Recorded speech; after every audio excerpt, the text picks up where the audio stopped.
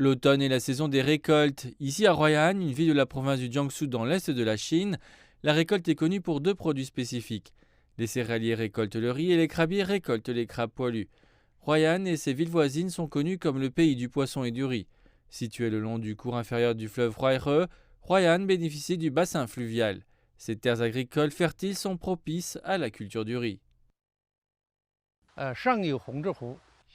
À Huai'an, nous avons le lac Hongze et le lac Baima. Notre région est comme un réseau fluvial.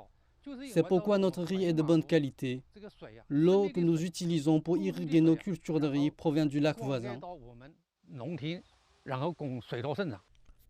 Le fleuve Huaihe et son bassin sont situés entre les deux plus grands fleuves de Chine, le fleuve Jaune et le fleuve Yangtze. Partant du centre de la Chine et s'écoulant vers l'est, la voie navigable, longue de 1000 km, possède un vaste réseau de cours d'eau et de lacs affluents. Et l'un d'entre eux est le quatrième plus grand lac d'eau douce du pays. Le lac Hongze est célèbre pour sa faune aquatique abondante, mais vous ne verrez aucun pêcheur jeter des filets dans cette eau ici, car le gouvernement local a émis une interdiction de pêche de 10 ans en 2020.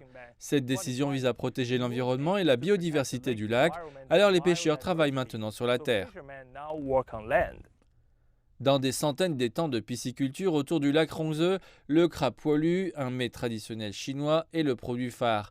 Depuis la fin juillet, des températures records dans de nombreuses régions du pays ont présenté des défis aux agriculteurs, mais la production totale de crabe poilu ici est restée stable. Nous sommes proches du lac Hongze.